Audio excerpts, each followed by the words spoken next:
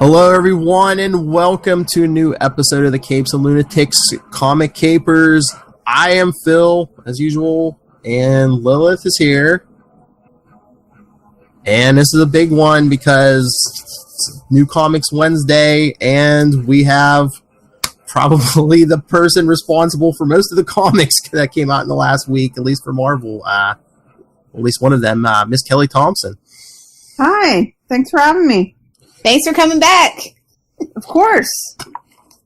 And as we were just talking offline, Kelly is very busy these days. I am. I'm very lucky. It's combining into a pretty hellish 6 to 8 weeks, but it's a very good problem to have. So I thought we'd start with the one that came out first. Your Jessica Jones digital series. We called that, by the way. Yes. Yeah, I was very lucky that a lot of people thought it might be me, which was very flattering. I saw a few other names who all also would have been very good floated when my name was sort of out there, but I was very lucky, and that was a really hard secret to keep for a really long time. Oh yeah, especially since like you wrote on the last page of the first issue, which I downloaded. Ask Lilith, I never get digital, especially if they're going to be reprinted in paper later, but I downloaded it, loved it, because I knew, after reading your Kate Bishop stuff, I knew Jessica Jones was going to be good. But you wrote that Mr. Brian Michael Bendis actually contacted you himself. Yeah, it was awesome. I got this DM from him. He was like, "Can I call you?" And I was like, yes. It was amazing. And yeah, it was well before he was. I mean, I don't know his personal schedule, like what he was planning, but it was well before he had said he was leaving.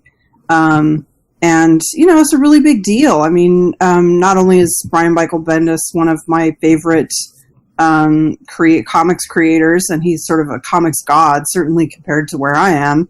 And you know, Jessica Jones is one of my favorite characters. Alias was a book that was pivotal in bringing me back to comics after a sort of long hiatus from them. Ironically, when I went to college to study comics, I sort of stopped buying them, which is bizarre. But but it was also a big deal because, you know, nobody but Brian has ever written her in her own series. You know, I mean, she's obviously been written by other writers, you know, when she pops up in other things, and you know, in Avengers or something, I'm sure some women have gotten to direct her a little bit, but in her own book, it's only ever been Brian, and therefore it's sort of never been a woman, and that was a lot. That was a lot of pressure, you know, to live up to what Brian might hope and expect in handing that off, and also in what could I say with the character, what could I bring to the character, what could I do that was going to be totally respectful and feel accurate to what he had done, but that also sort of carved our own path and didn't try to be derivative.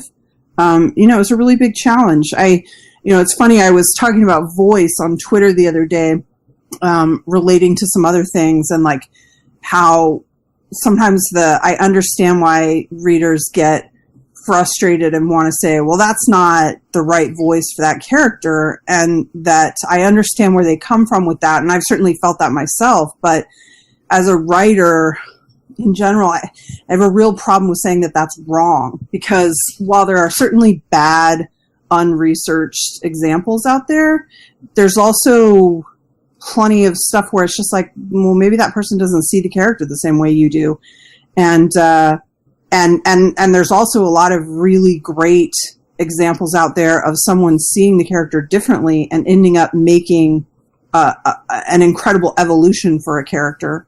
I think Clint Barton Hawkeye with Matt Fraction is a great example. I would say Emma Frost back in the day, when they sort of started to explore her as more than just a villain.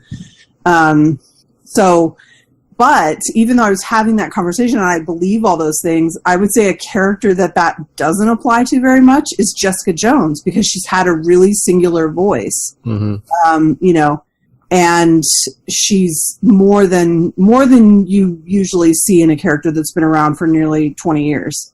And in some ways that's great for me, because it makes my job easier to go in and distill what it is that makes her tick, and to read all the significant parts of her run, which can be very difficult when you're talking about characters with 40 years of history, like a million comics. It can be really daunting.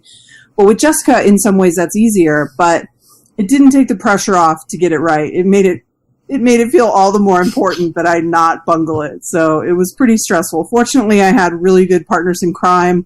Alana was fantastic, my editor, Alana Smith.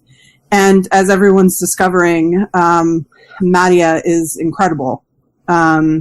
He's a sort of super rising star, and as pages have been coming in, as we've been working on this, Alana is like, I basically have to like cover him and kick other editors away from us so that we can keep him, because everyone wants him now. But no, I think you really succeeded with Jessica Jones, because I could see your style in there, especially from like reading the Kate Bishop stuff. But it didn't occur to me that the character, had like the wrong voice. I'm like, okay, yes, this is the same character we've been reading since day one, and it was great. And you probably enjoyed that this was a more mature book, so you could like ramp up the language and any violence or. It was fun. I mean, I write a lot of sort of comedy superhero stuff, and I like to get a little bit raunchy, but Jessica Jones definitely provides a darker outlet there. It was funny. I saw someone somewhere on Twitter or a forum or something saying like, well, I don't really think Thompson can handle like a darker crime story. And I was like, really? Really? Let me show you. Yes. Anyway, it's been a real wild ride. It's been amazing. And it's like kind of a twofer too, because then if you can write as much Luke Cage as you want also. Man, it's really hard not to want to just put him in the book all the time. I'm a really big fan of that character, but I do think you got to be careful. Especially with the sort of feminist leanings of a character like Jessica Jones, like it's really easy for a charismatic, awesome character like Luke Cage to sort of overwhelm some things that you've got going on. So he comes back in 5, which I guess this is going to be confusing to talk about in every interview going forward. So that'll be issue 3. So since they're bundled into 2s, it's issue 1 and 2, issue 2 and 3, or issue 1 and 2, 3 and 4, and then 5 and 6. So the end of this first arc is 5, and he'll be back in that one. And then issue 6 is sort of a standalone story with an alternate artist, and Luke's in that one a lot. And that one sort of bridges the gap to set up the new arc. And I'm just trying to absorb all the love now, because people are going to be real mad at the cliffhanger in issue 6 when they remember that they're going to have to wait 3 or 4 months for the next installment, because it's a killer. Oh, no. It's a real killer. And in fairness to me, we were still deciding how this publishing model, it's all very experimental. Like we're all figuring it out as we go. And when we first plotted it, and when I came up with the idea, we didn't know it was going to be a big break. And I thought about changing it to make people less pissed, but it wasn't a better story to do that. So I stuck to my guns, but man, there's going to be a whole wave of pissed off people coming at me in September. Hey, it's like a TV show, It is. But I think the argument will be 3 months and 120 pages isn't enough of a season for that kind of cliffhanger to go into the next. Only if you watch British television. There you go. Good point. I will be using that as my argument. But I guarantee you, even the angry people, they're going to come back to see how it works itself out. So I hope so. I mean, there's another funny thing about inheriting this from Brian, and it's like she's his baby. And when I think about how much it takes to hand something like that off, some character that you're so attached to that you've been writing off and on for 20 years, that has almost singularly had your voice driving her, and my instinct is that I want to protect that 100%, right? Mm-hmm. I want everything to be okay for Jessica. I don't want to do anything to mess it up. But that is absolutely the opposite of who Jessica is and what her life is. It's messed up. Mm-hmm. So I had some real come to Jesus moments when working on this where I'm like, oh God, can I really do this? And I'm like, I have to. Like, that's who the character is. That's the world she lives in. I gotta go all the way. So it's, we're in for some great stuff, but also some really rough water ahead. So it was one of the reasons it was really important to me that we have that sort of blissful, sunny Hell's Kitchen park scene with Luke and Danny. And we really get the picture of that she has something to lose here and that it's really beautiful, you know? Mm-hmm.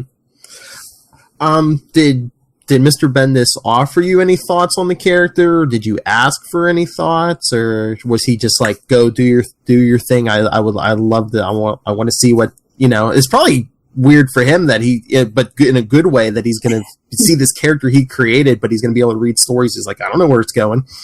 I mean, he said that, and I think that is so generous, like, for him to say that, you know, he handed it off to someone who he thought would create stories he wants to read, which is such an incredibly generous thing to say, and I hope he really does feel that way.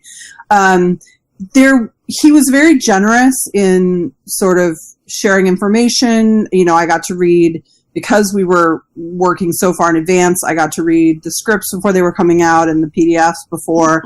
I think I saw the outline, so I knew where he was planning to end things and all that stuff to help me plan the arc, which was super helpful. He answered some questions for us, and we were able to toggle things a little bit.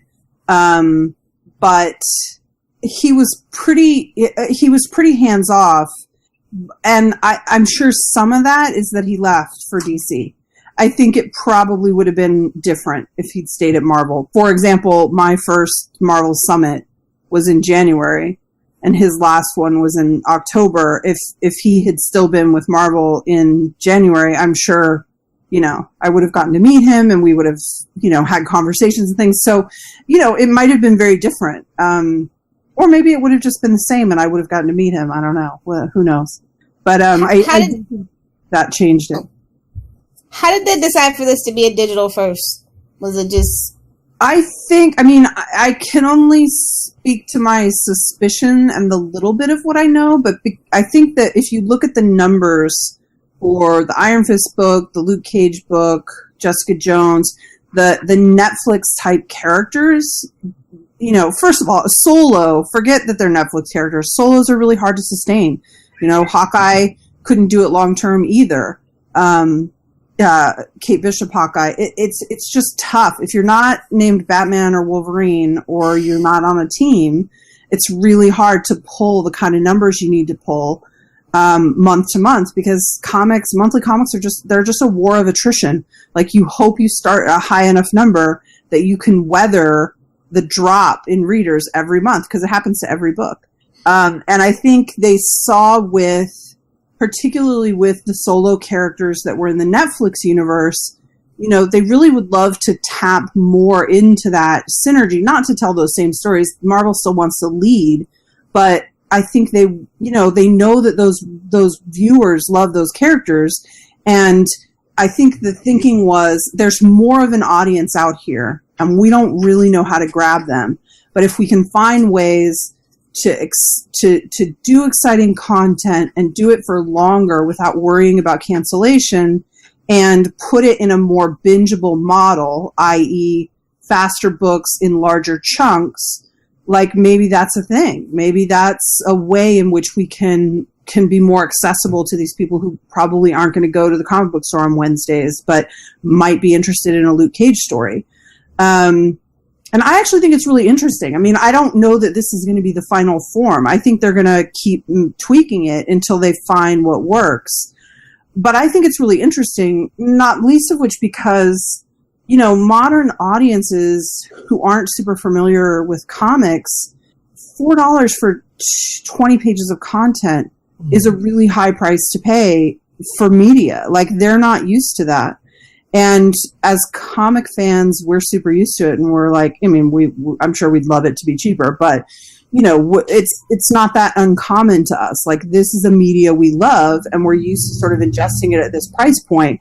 But for someone who's going to the movie or who can read a 20-page comic in 10 minutes and they're like, wait a minute, that was $4? Like, I just think it's hard for them to see the value in that when they know they can get stories other places at a cheaper rate. And so, to me, 40 pages for $5 over 3 months to tell a complete story, I don't know, I think that's pretty good. I think that makes a lot more sense to, if you're trying to capture a slightly different audience as well as comics fans. I mean, that's the other great thing is, whether that price point and that rollout of content works for new fans or not, it's a great boon for, print fan, for regular Wednesday Warrior fans like us. Like, you're just getting a lot more content for a lot cheaper price. I think, it's a little tough on comic shops, probably. I think it's also, then there are some people who just won't go for it at all and will just get the trade if they're interested in it. But I know that part of Marvel's idea of rolling out the trade much faster after the digital issues have come out is an attempt to bolster the local comic book shops and be like, listen, there are people who weren't going to be your customers anyway. Those are the ones we're trying to reach for. And we'll turn this around much faster so that people who want print can still come to you and get it quickly. So, I mean, we'll see. I think it's a work in progress. Well, the only constant is change, right? Mm-hmm. And maybe they're looking. I'm a huge proponent of digital first. Like, ain't nobody got time to be rolling down to the comic book store every Wednesday for their pull list. Like, I'm a really busy person. I support my local comic book shop when I can, but Comixology exists for a reason. Yeah, I mean, I love the local comic book shop experience, and I certainly will be horribly pained if there's a point where we don't have those shops anymore. It will be really sad for me, but I don't have the room or the time for the floppies. And so that's a model I've already adopted pretty much, where I just buy digitally week to week and then I buy trades. So it's not that foreign to me, but listen, change is hard for some people. I totally get it. Philip. I know, I love my floppies, but I love them too. I just can't, man. I lived in Manhattan for 12 years. Like, where was I putting these comics? Like, I was dying. And now I'm in a little bit bigger space since I moved to Portland, but they're all in the garage. Like, I don't want to go to the garage all the time. Like, what am I doing in there? Yeah, I know. My basement looks like Diamond's warehouse. Yeah. I mean, I'm jealous of the people that can devote that sort of space and the people who are still engaged enough with the community to go, I'm such a recluse. It's really hard for me to get out and do that. But I'm all into that experience, and I want people to still have it. And I totally understand the people that are really interested in Jessica Jones and are sort of annoyed and who are like, well, I'm just going to get the trade in the fall. Please buy the trade. I would love it. Hey, half your audiences are recluses. There's one sitting right over there. Yeah. Yeah. But no, you know what floppy I bought today, Mr. and Mrs. X. Yes, I actually did make my trip for that.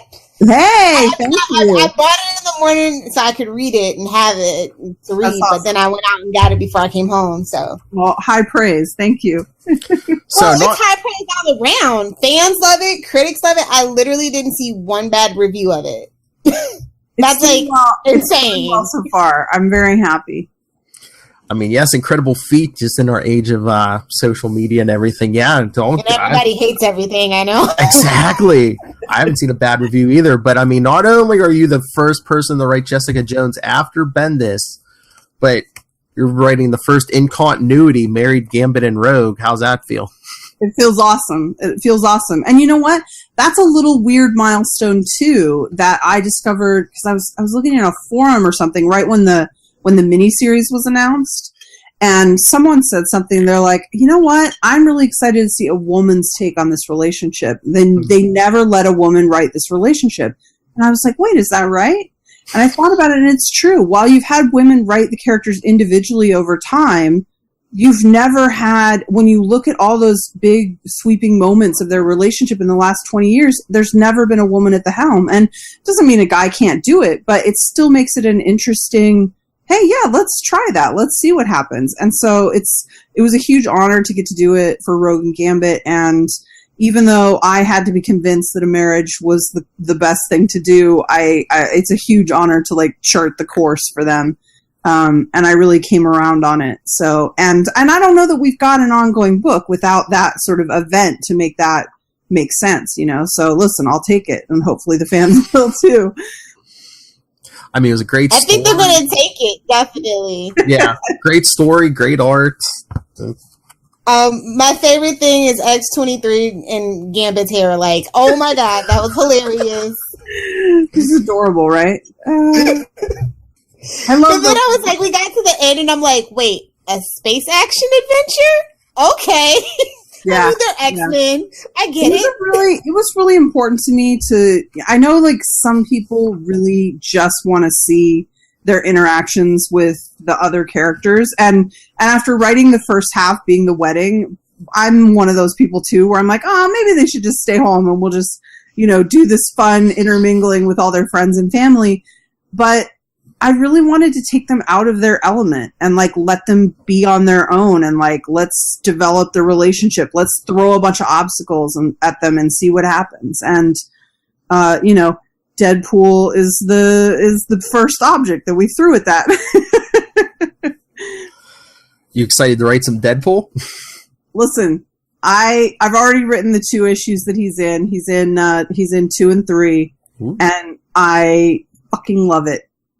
He's again, like Luke Cage, totally different energy, but you know, he's very charismatic and he can overwhelm the narrative really quickly. So you have to be a little bit careful. But I found Deadpool plus Rogue plus Gambit magical. I thought they were so fun. And then issue 3 has this really great 4-page action sequence with Gambit and Deadpool that I just love. It's one of my favorite things I've ever gotten to do. So it's really great. It's really great. But I like the art because it was more youthful with the rounder faces. Yeah. Yeah. And I like the take on Mystique. I know that's one like nitpick I saw in a couple of them, but I like that take on Mystique.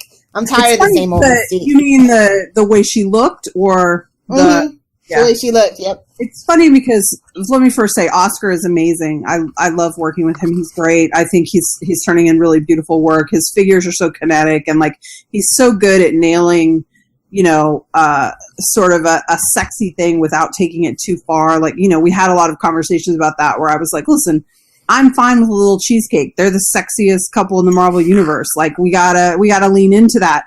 I was like, but we gotta make sure it's equal opportunity. I want to have fun with it, and we need to like make sure we don't go too far that Darren gets fired, our editor. But that was one of the only things I mentioned when the pages came in for issue 1, was that I was worried that Mystique and Rogue looked a little too similar. So it's funny that you picked up on that. But you know, it's like, well, they have that thing too. So like that's like one of my favorite dynamics, like from way back in the day, is the Rogue Mystique thing. So.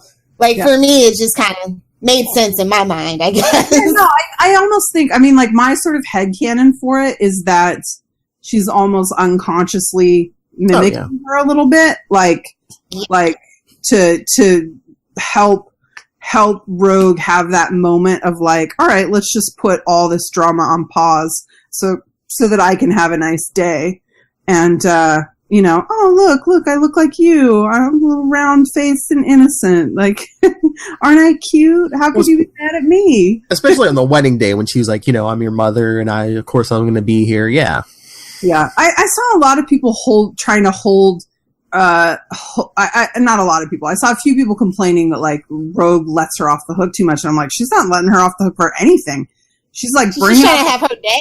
She just wants to have her wedding in peace.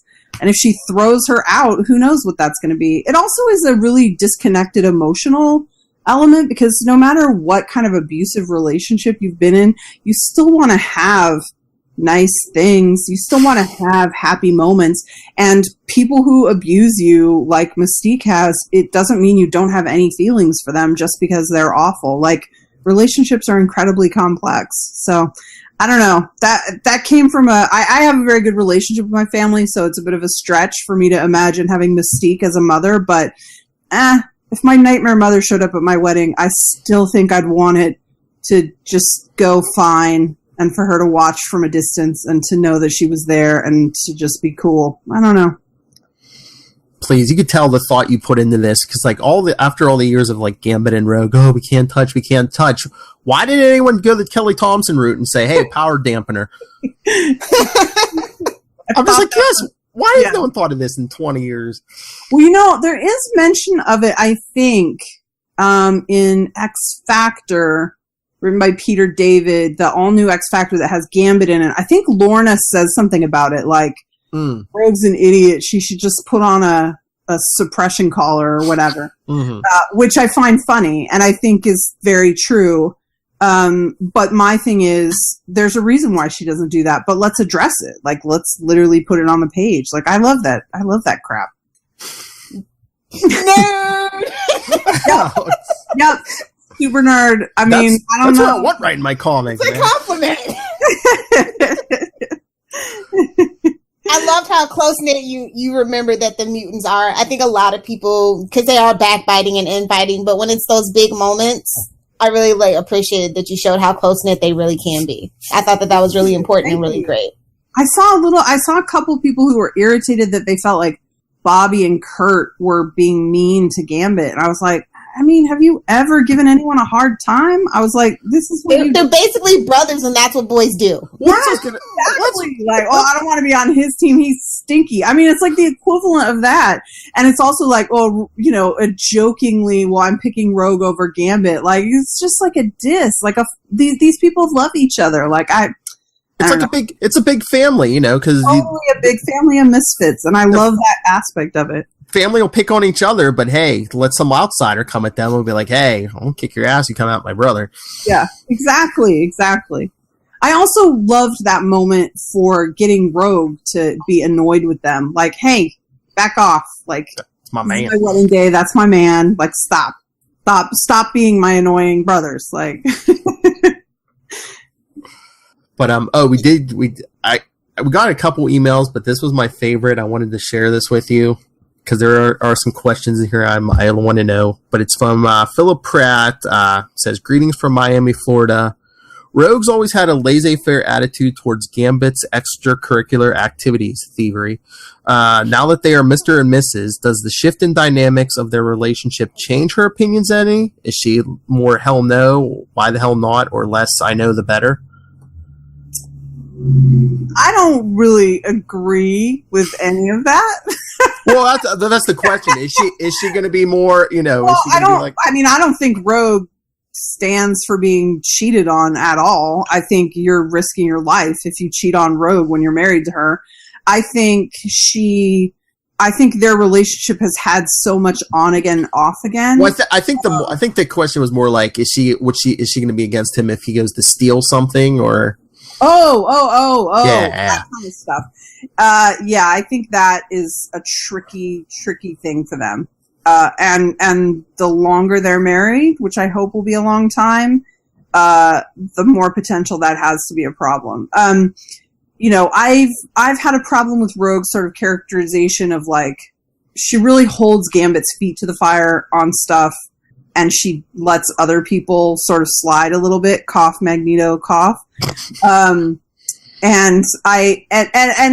part of my own headcanon on that is that it's because she cares more with Remy. Like, she has higher expectations of him. Like, he can be better. He doesn't have to do this. But I do think that's a very tricky part of their relationship, because no, she's not going to just like go along. And I think, one of the trickiest parts of their relationship is her wanting him to be better, and him wanting to be better and wanting to be the man she thinks he is, but also wanting to know he's enough. And those are tricky elements. So I think we'll see some of that, but they're still in the honeymoon phase. So nobody's thinking the deep thoughts yet. So you get married in a fever and then you run off to space. You haven't thought it through yet. But then there's also the other point, because this got me thinking. Also, you're building yourself quite the toy box between Jessica Jones, Mr. and Mrs. X, and West Coast Avengers is coming. Marvel's already one big shared universe, but do you plan on dropping Easter eggs linking the series or have them reference each other somehow? I'm thinking double date.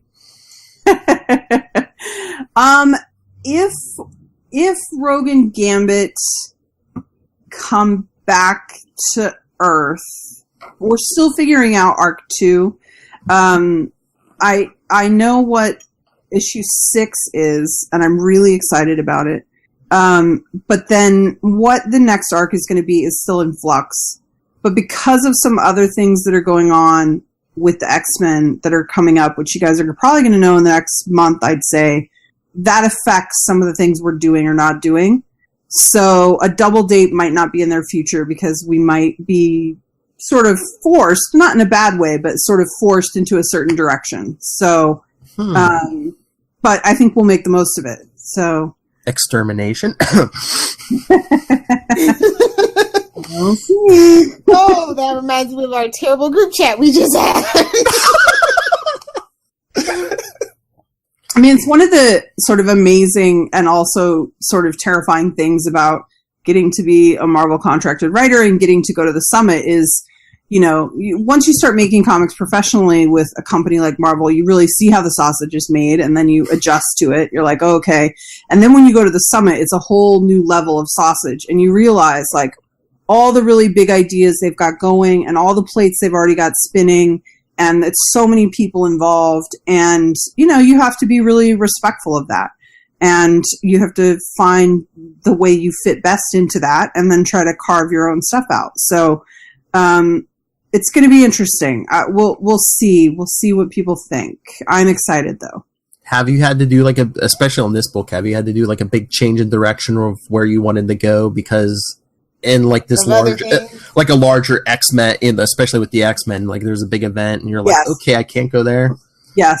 I would have done, I already had a different second arc planned. And then because of things that are happening, it's just not going to work. But you know, but I don't even know that that's a bad thing. You know, I think any writer will tell you that when you have to go back to the drawing board or when you have to do big revisions, you're just so annoyed.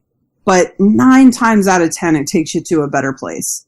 So, you know, and it's a little bit like, you know, there was when I first found out they wanted to do this marriage, I was so against it. I can't even tell you. I wrote so many angry DMs about like, this is bullshit. They're being robbed, you know, of all the cool build-up stuff. And then the more I thought about it, I was like, honestly, this is so them. And who can blame them? Because imagine if they try to do a wedding on their own with all his baggage and all her baggage. Is Mystique getting invited? Is the Thieves Guild getting invited? Or do the Assassins Guild get invited? Who gets it? Like, even just the invite list is a nightmare.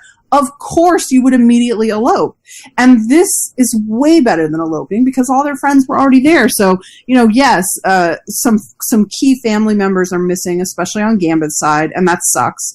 But it makes a lot of sense for them. Plus, the whole narrative that the internet is running with that I love so much is that Gambit is the greatest thief in the universe. He just stole a wedding, which is brilliant. I love it. I love it. That is them. I mean, it was like a real quick last minute thing, and that's the way they would do it. Yeah. I also love that we had the opportunity with the miniseries to put them in the exact emotional place they needed to be in. To be like, you know what? Fuck it. Yes. You know? Before we went to that island, the answer 100% would have been no. We've been through so much crap. The answer is yes now. Yes, I'll take this leap with you. You know? And him wanting to do it, you know, and one of the best things that's come out of, I've seen a few fans say this, and I'm so glad people are picking up on this. One of my favorite things about dealing with the suppression collar, okay, just if you hear wrestling in the background, it's my cats. They're like, why aren't we being fed? What is a podcast? We hate it. Anyway, so one of my favorite things about addressing the suppression collar thing in issue 1 was like so many fans picked up on the fact that her going for the suppression collar after the proposal means he proposed with no solution in sight for her problems, and those physical problems that they have of not being able to touch. There was no solution on the table. There were no ideas. There wasn't even a power suppression collar on hand. And he's like, it doesn't matter to me. And that makes it super romantic, possibly foolish, but super romantic. It's Gambit. Yes, exactly. He gets painted as this, as this like Lothario, this cheating Lothario all the time. And I'm like, fuck that. He's the most romantic dude in the universe. And that gets you laid a lot. So,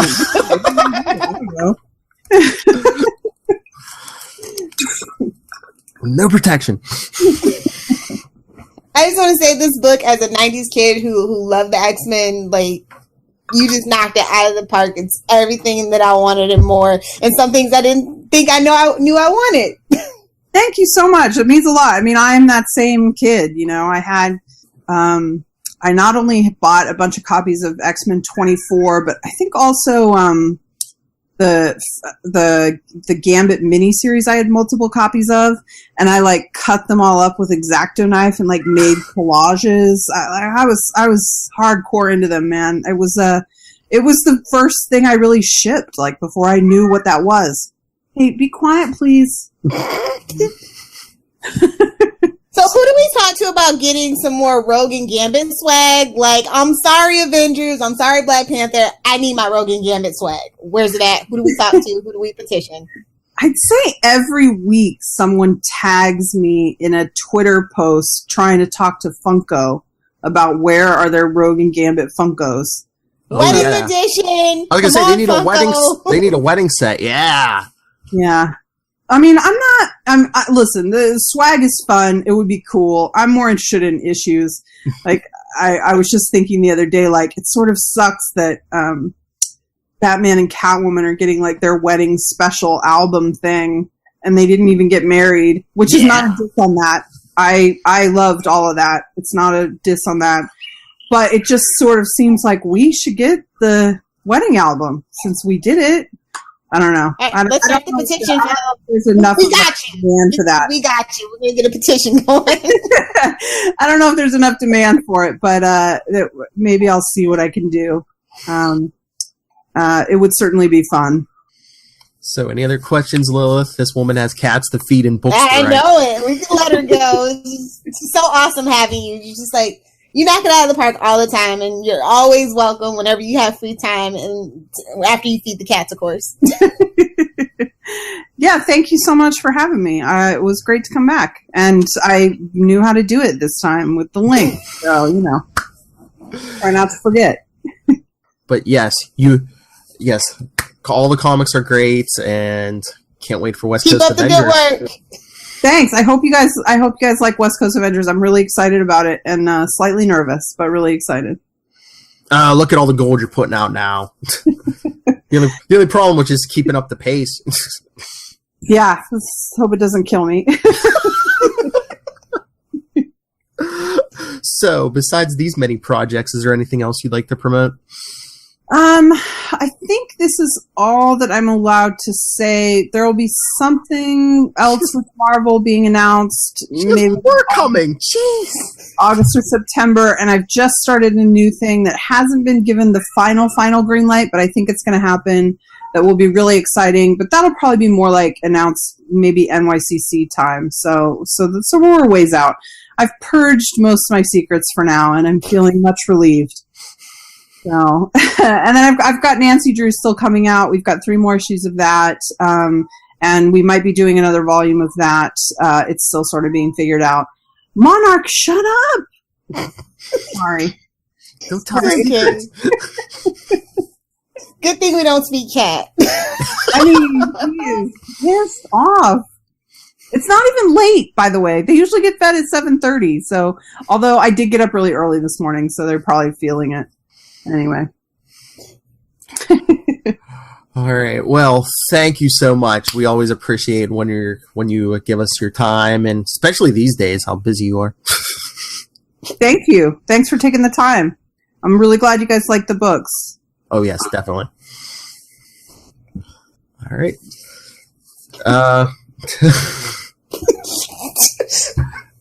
cat got your tongue full of. Ah! What's that? I set you up. She said cat got my tongue. Oh.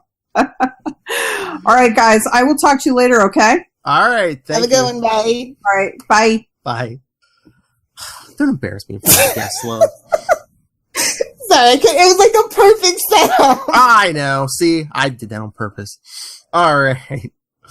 So, everyone, that's right. For those of us not on YouTube, shameless plugs. Yes, we know important people, so you should follow us. Capes and Lunatics at gmail.com. Follow us, Capes and Lunatics and Comic Capers on Facebook, at Capes Lunatics and at Comic Capers Pod on Twitter. We're on the gram.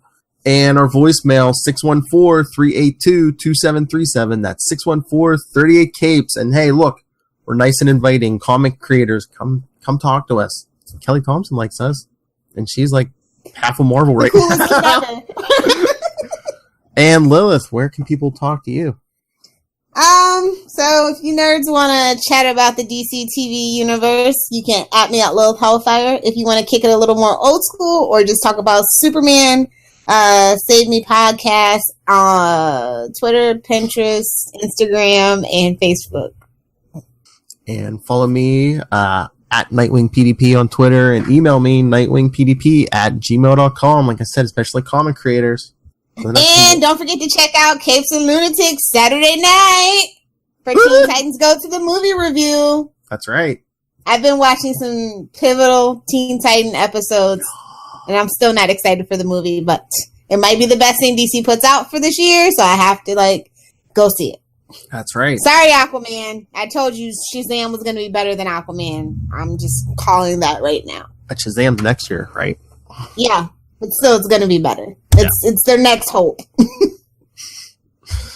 All right. But anyway, join us next time we'll have another creator. Ah, yes. Not from the big two, so who will it be? Who could it be now? Nepotism abounds. We're shameless. But yes, thank you, Kelly Thompson, for your time, because we know you have hardly. We're not going to see her for another 2 years, Phil. She's too busy. But thank you and good night.